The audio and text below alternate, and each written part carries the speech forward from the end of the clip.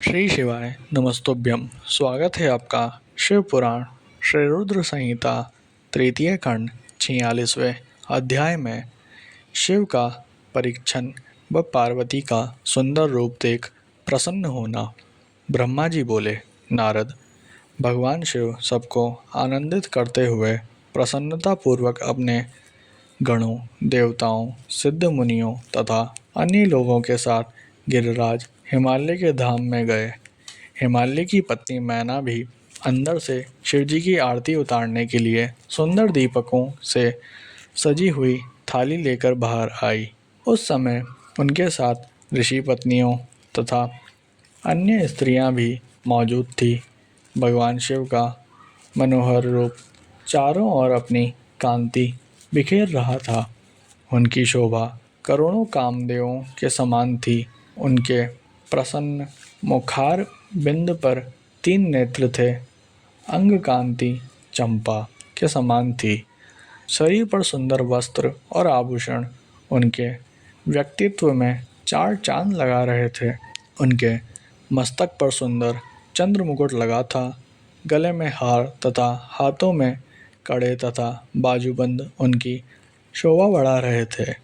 चंदन, कस्तूरी, कुमकुम और अक्षत से उनका शरीर वशीभूत था।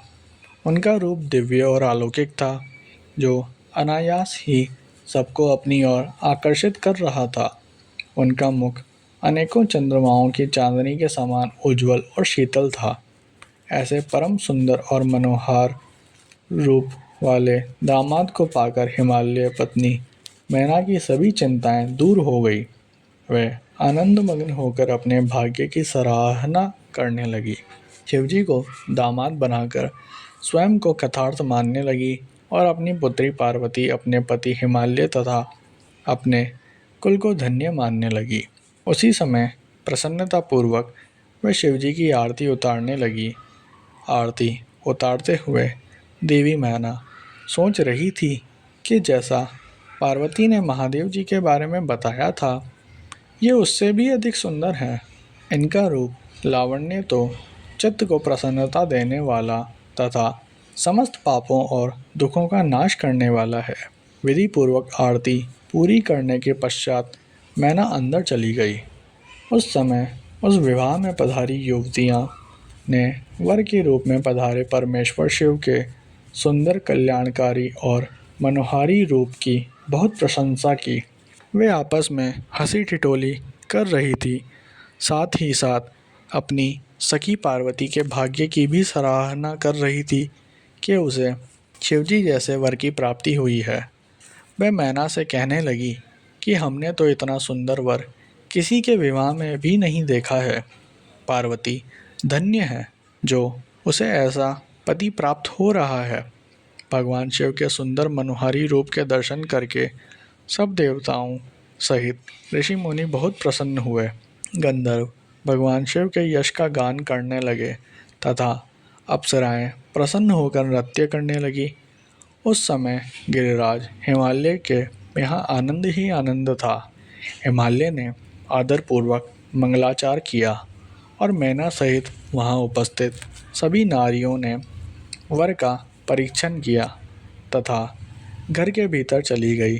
तत्पश्चात महादेव जी व उनके साथ बारात में पधारे हुए सभी महानुभाव जनवासे में चले गए।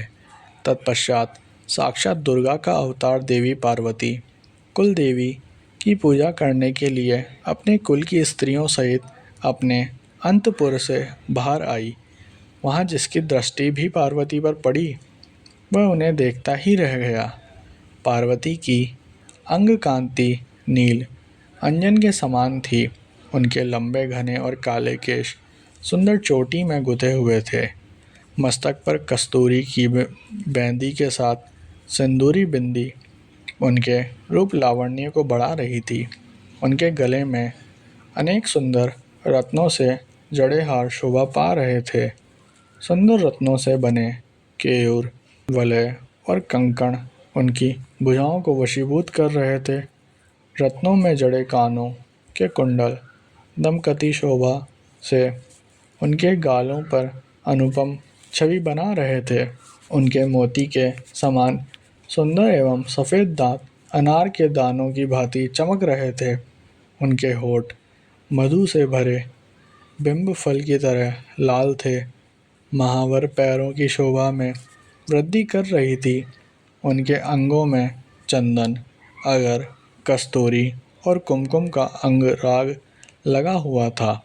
पैरों में पड़ी पायजेब से निकली घुंघरुओं की रुन झुन की आवाज़ें कानों में मधुर गीत घोल रही थी। उनकी इस मंत्रमुग्ध छवि को देखकर सभी देवता उनके सामने नतमस्तक होकर जगत जननी पार्वती को भक्ति भाव से प्रणाम कर रहे थे। उस समय भगवान शिव भी अपने इस अनुपम सौंदर्य को कनखियों से देखकर हर्ष का अनुभव कर रहे थे। पार्वती के अनुपम रूप को देखकर शिवजी ने अपनी विरह की वेदना को त्याग दिया।